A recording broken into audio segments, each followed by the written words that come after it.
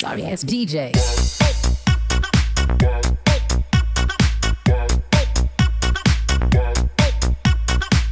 Hey everybody, how you doing out there? And welcome back to Ranking the Victims' Deaths from the Halloween franchise. I'm on Halloween H20, the 7th movie in the franchise here. We have 6 to talk about here, and I'm definitely kind of mixed on this one for sure, because it's definitely very weak to okay to really, really good on the kills here. And I don't know if I've ever said this before. If I have, it's a recap. If I haven't, then of course it would be new. But in the 6 deaths, what I noticed is that we got 3 kills in Act 1 and 3 kills in Act 3 and really none in Act 2, which was very surprising on that there. And I guess I just never actually really realized it, that I was so enjoying the story so much with our characters of, like, you know, Laurie Strode, her son's friends and all that there. So I guess I was just like, wow, I mean, I was actually surprised that there was no kills in Act 2 one bit there. But I would definitely be kind of curious what you guys think about the kills and how would you actually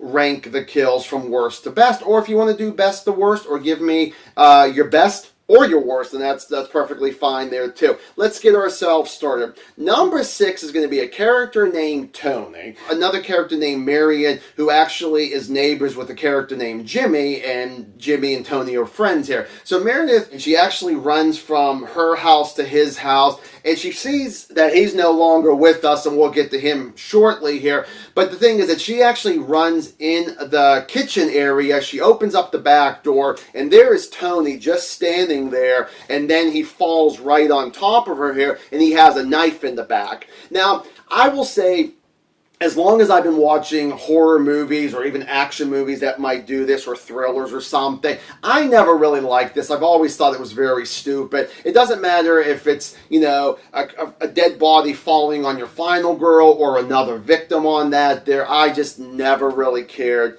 for that one bit, so that's why I would definitely say it's very, very weak and somewhat on the stupid side. Number 5 is going to be Jimmy. So we have Marion goes into Jimmy's house, sees his dead body, and he has an ice skate right through his face there, and he's like rocking, like in like a rocking chair. And I will admit, it's somewhat in the okay department there. I mean, maybe as a kid that was always just enough to show the aftermath, but as an adult you're almost like, oh man, I wish they would have shown like the skate going into the face. That would have been really, really cold there.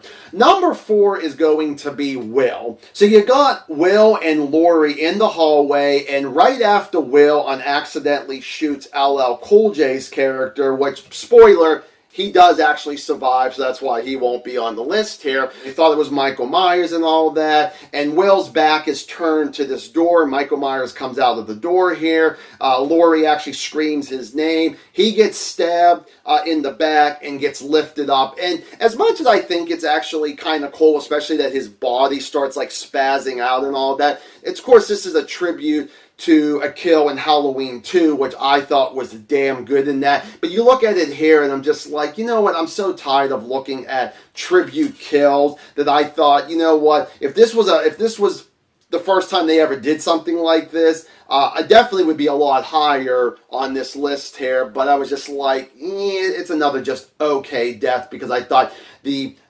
better one was in Halloween 2 there.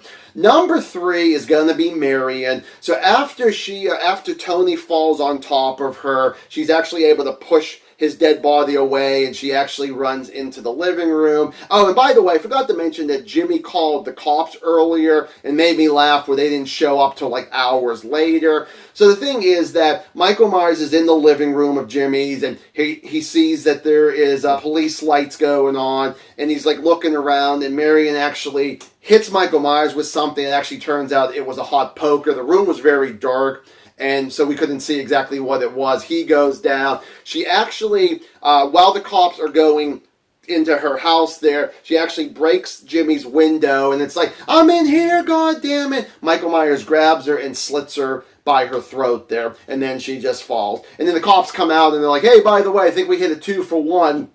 because they saw the window broken and they walk on over. Number 2 is going to be Charlie. So you got Charlie, who is looking to, I think he's like looking for some kind of corkscrew to open up the alcohol for his girlfriend and for the other friends there. So he goes up like sort of like this little elevator that's pretty much supposed to be for like dishes, and he actually goes up and he finds it, and it ends up going into the sink there. And I don't even know why he even thought he needed to turn on the garbage disposal in the sink there, but he shuts it off, and he kind of gets his fingers in there. And then we get Michael Myers coming in thinking, oh, he's going to take off this guy's hand. That would have been very, very cool if they would have executed that good enough, but they didn't even go that way anyway.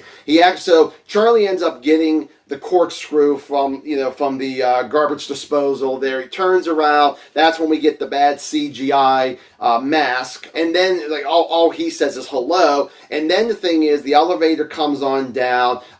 His girlfriend Sarah opens up the little door, and his head's like this, and then she kind of shakes him a little bit. His head kind of rolls to the other side, and you see how bad his neck is slashed. And I'm like, that's a pretty good makeup job there. But number 1 is got to be the girlfriend Sarah. She goes through a decent amount of hell in this. So the thing is that after she sees Charlie's dead body, she is about to try to run away. Michael Myers is down there, so she actually gets in the elevator. He actually stabs her in the leg there, so she actually is able to get the elevator up to where her boyfriend was, and Michael Myers ends up start cutting the rope with the kitchen knife there. She's slowly trying to crawl out because, she's very injured right now. And the elevator actually crushes some of her leg there. I'm surprised they didn't just take it off there, but she's actually able to finally, with her broken foot and some of her leg there, she's able to drag that foot out of the elevator. I like how it just falls and smashes right in front of Michael Myers, and he's looking like, oh shit, kind of thing there. But then the thing is that we get Josh Hartnett's character John and Michelle Williams' character, and they go trying to look for their 2 friends there.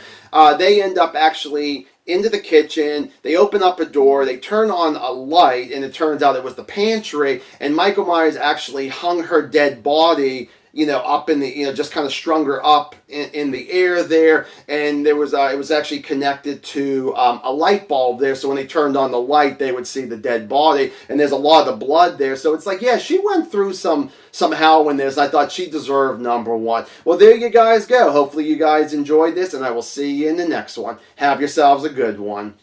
Bye.